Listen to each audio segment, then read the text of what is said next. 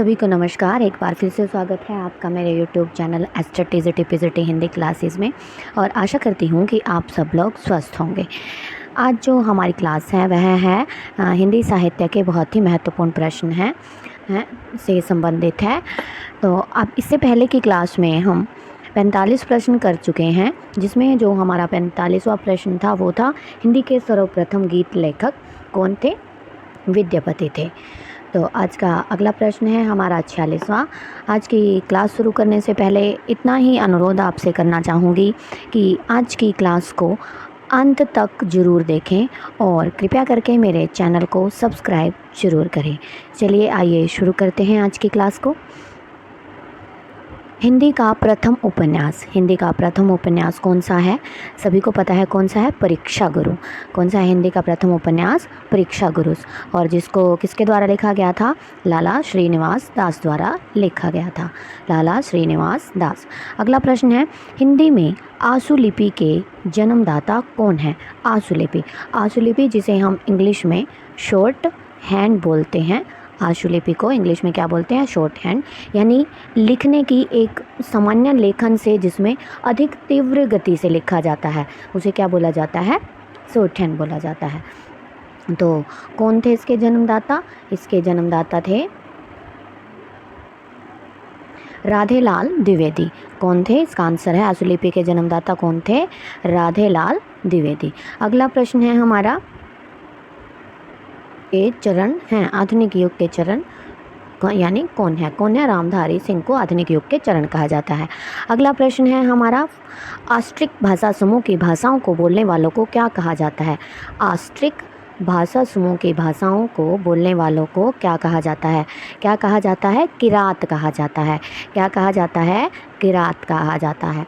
अगला प्रश्न है साहित्यकार अज्ञे जी का पूरा नाम क्या है? साहित्यकार अज्ञे जी का पूरा नाम क्या है? शायद सभी जानते होंगे। सच्चिदानंद हीरानंद वात्स्यायन अज्ञे।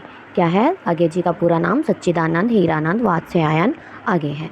अगला प्रश्न है इनमें से किस साहित्य इतिहासकार ने सर्वप्रथम रीतिकाल कवियों के सर्वाधिक परिचयात्मक विवरण दिए हैं? उत्तर है हमारा मिश्र बंधुओं ने। यह तो जो हमारे श्री रामचंद्र शुक्ल जी हैं उन्होंने भी बताया है कि रीतिकाल क्या है, कवियों का परिचयात्मक विवरण किसने दिया है? मिश्र बंधु विनोद ने दिया है। मिश्र बंधु विनोद जो थे उन्होंने सबसे पहले दिया था। अगला प्रश्न है हमारा मनुष्य से बड़ा है उसका अपना विश्वास और उसका ही रचा हुआ विधान। अपने विश्वास और विधान के सम्मुख ही मनुष्य व्यवस्था अनुभव करता है और स्वयं ही वह उसे बदल भी देता है। यह कथन किस उपन्यासकार ने लिखा है? तो किसने लिखा है? हजारी प्रसाद द्विवेदी ने। हजारी प्रसाद द्विवेदी ने। अगला प्रश्न है लाल पीला होने का अर्थ है क्रोध करना। ये हमारा मुहावरा है। लाल पीला होने का अर्थ क्या है? क्रोध करना है। अगला प्रश्न है आँख की किरकिरी होने का अर्थ है अप्रिय लगना। क्या है? अप्रिय लगना। अगला प्रश्न है हमारा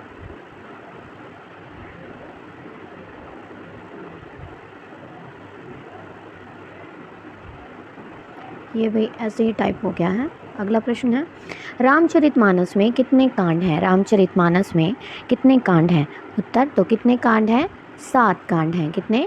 7 कांड हैं। अगला प्रश्न है यह युग भारतेंदु बच्चे के समान हंसता खेलता आया था जिसमें बच्चों की सी निश्चलता अक्खड़पन सरलता और तन्मयता थी। यह कथन किस आलोचक का है? यह युग कौन सा युग? भारतेंदु युग। कौन सा युग? भारतेंदु युग। किसके बारे में कहा है? कौन से युग के बारे में? भारतेंदु युग के बारे में यह बात की है कि बच्चे के समान हंसता खेलता आया जिसमें बच्चों की सी निश्चलता अक्खड़पन सरलता और तन्मयता थी। तो किस आलोचक का है? आचार्य रामचंद्र शुक्ल का है यह कथन। अगला प्रश्न है सुंदर परम किशोर व्यक्रम चंचल नयन विशाल कर मुरली सिरमौर पंख पीताम्बर उर बनमाल। ये पंक्तियाँ किसकी हैं? सूरदास जी की यह पंक्तियाँ हैं। अगला प्रश्न है ये वैसे ही रिपीट हो रहे हैं भाई बार बार क्वेश्चन। अगला प्रश्न है हमारा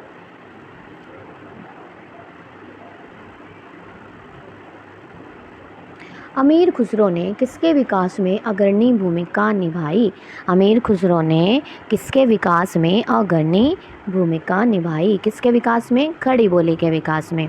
भारतेंदुकृत भारत दुर्दशा किस साहित्य रूप का हिस्सा है? भारतेंदुकृत भारत दुर्दशा किस साहित्य रूप का हिस्सा है? तो किसका? नाटक साहित्य का। नाटक साहित्य का। अगला प्रश्न है, भारत के किस प्रांत में कोंकणी भाषा बोली जाती है? तो महाराष्ट्र और गोवा में कोंकणी बोली जाती है।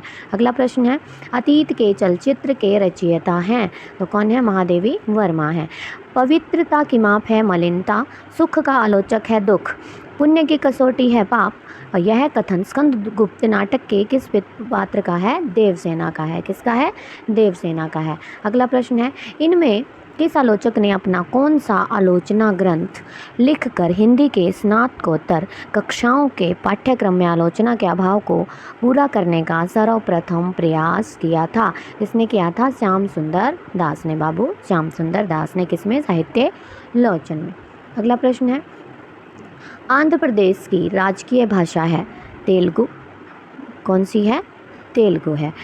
रामचरितमानस में प्रधान रस के रूप में किस रस को मान्यता मिली है? किस रस को मान्यता मिली है? भक्ति रस को मान्यता मिली है। अगला प्रश्न है हमारा, नमक का दरोगा कहानी के लेखक हैं? तो कौन है? सभी को पता है, प्रेमचंद जी हैं। अगला प्रश्न है, प्रभात फेरी काव्य के रचनाकार कौन है? प्रभात फेरी काव्य के रचनाकार कौन है? नरेंद्र शर्मा है। नरेंद्र शर्मा। प्रेम लक्षणा भक्ति को किस भक्ति शाखा ने अपनी साधना का मुख्य आधार बनाया है? तो किसने? कृष्ण भक्ति शाखा ने। कृष्ण भक्ति शाखा ने। अगला प्रश्न है हमारा,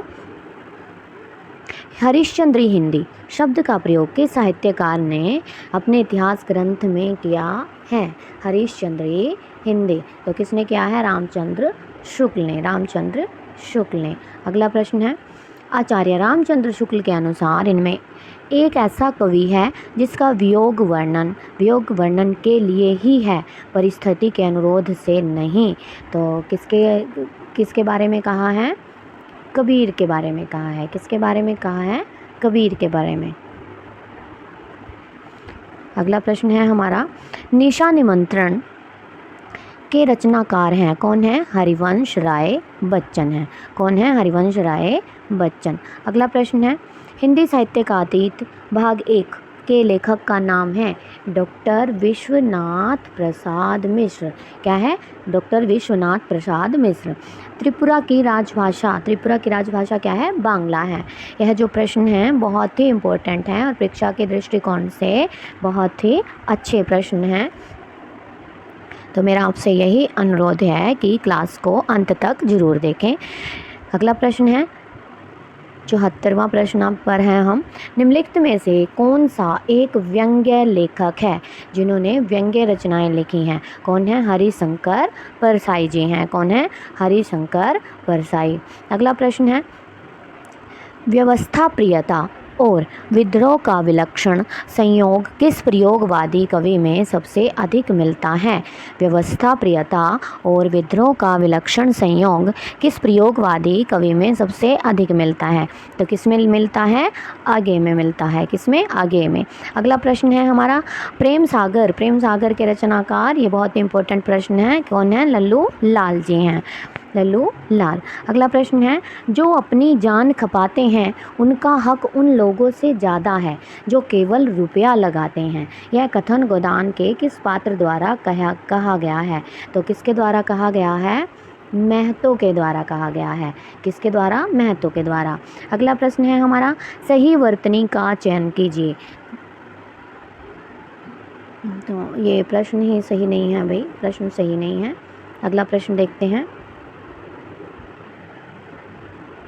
अगला प्रश्न है, हिंदी साहित्य के इतिहास का सर्वप्रथम लेखक कौन है? क्या नाम है उनका? तो सभी जानते हैं, गारसादा तासी। कौन है? गारसादा तासी, जिन्होंने कौन सा ग्रंथ लिखा था? फ्रेंच भाषा में इस्तेवार de la littérature हिंदुस्तानी, और जिसके कितने भाग थे? 2 भाग थे।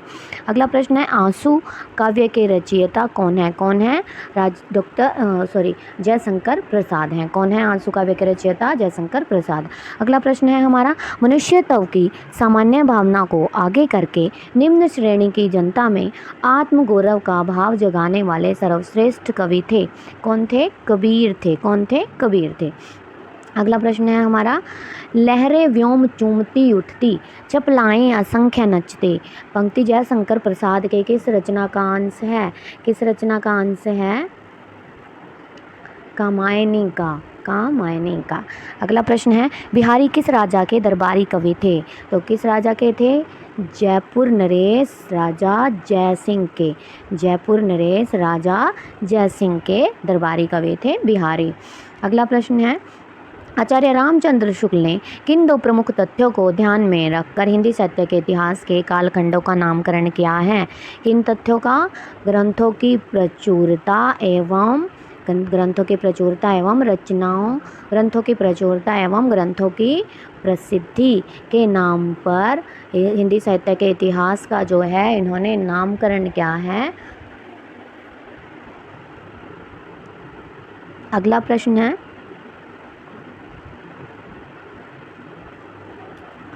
वीरों का कैसा हो वसंत कविता के रचयिता कौन है?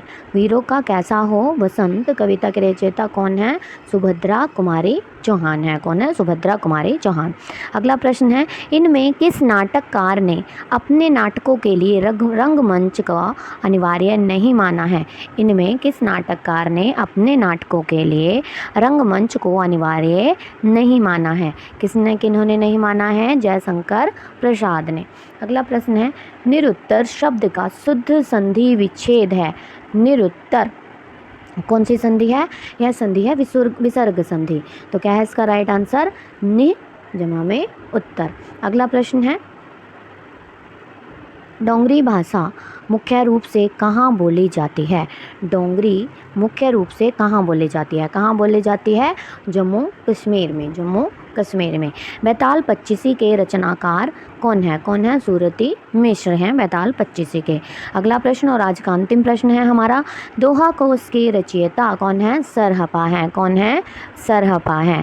आशा करती हूँ कि आपको यह क्लास अच्छी लगी होगी। अगर मेरी क्लास अच्छी लगे तो चैनल को सब्सक्राइब और क्लास को लाइक करना मत भूलें और क्लास को अंत तक ज़रूर देखें। धन्यवाद।